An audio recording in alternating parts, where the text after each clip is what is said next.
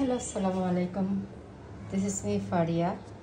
আর আমি আজকে তৈরি করে দেখাবো একটি সুস্বাদু স্বাদের এবং ভিন্ন ধরনের পুরি।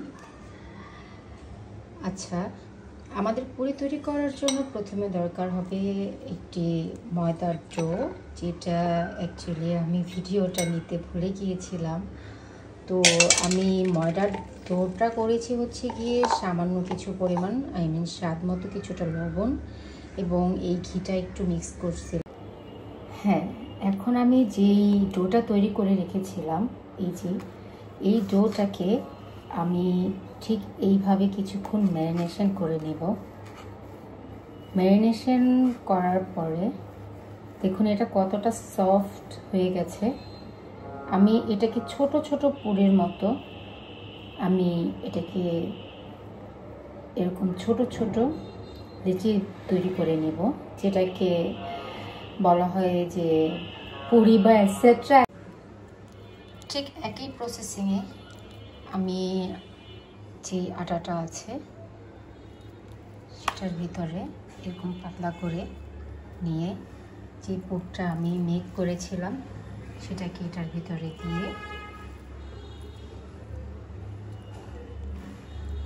এভাবে কোট করে পুরির মতো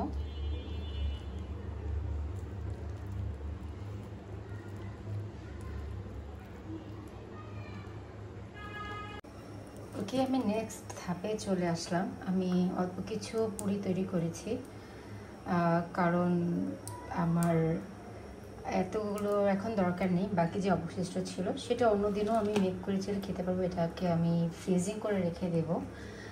যাই হোক, আমি কিছুটা সাদা তেল অনেকক্ষণ আগে থেকেই চুলার উপরে দিয়ে এইভাবে ঠিক গরম করতেছিলাম এবং একটু চুলার লো টেম্পারেচারে দিয়ে রেখেছিলাম।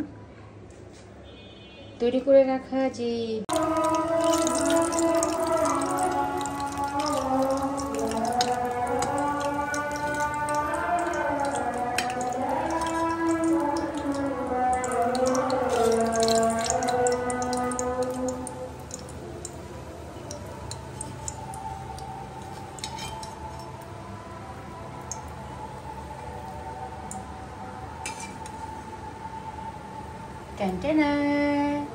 মাশাআল্লাহ, এগুলো দেখতে যেমন